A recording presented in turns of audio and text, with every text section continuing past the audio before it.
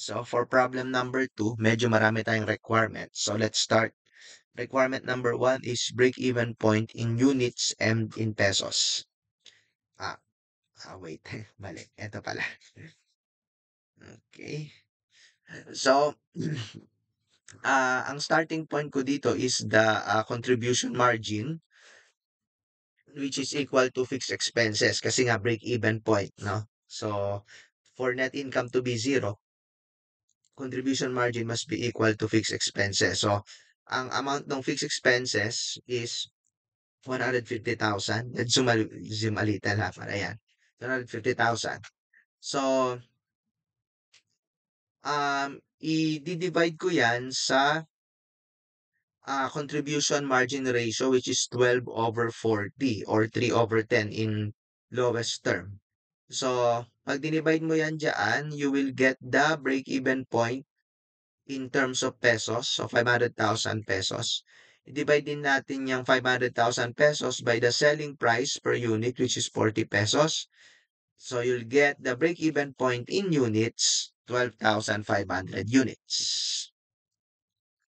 Number 2, what is the contribution margin at break-even point? It's actually 150,000, no? Nabanggit ko na siya kanina. Number 3, how much is the total fixed cost and expenses at break-even point? It's again the same amount, 150,000. Ito siya. Kasi nga, as I pointed out, at break-even point, fixed expenses is equal to contribution margin. Question number 4, margin of safety in pesos, in units, and in percentage. So, ang ginawa ko dito is I started with actual sales in pesos, which is 600,000. I-deduct natin dyan yung break-even sales in pesos. So, you'll get the margin of safety in pesos, 100,000. At para makuha naman yung margin of safety in units, we will divide 100,000 by the wait. Hindi pala. Kinukuha ko pala dito is margin of safety ratio. So, yung margin of safety in pesos, i-divide natin sa actual sales in pesos. So, 100,000 divided by 600,000. So, you get the ratio of 16 and 2/3%. Now, for the margin of safety in units, ang starting point ulit natin ay yung margin of safety in pesos. And then you can divide that by the sales price per unit para makuha naman yung margin of safety in units. So, 2,500. So, yan po yung sagot natin sa number 4. Tatlo ata yung hinihingi doon. Yes, margin of safety in pesos, ratio, and units. For number 5, compute the profit using the margin of safety ratio. So, ang margin of safety natin ratio is 16.67. To compute for the profit, multiply mo yan sa contribution margin na 180,000.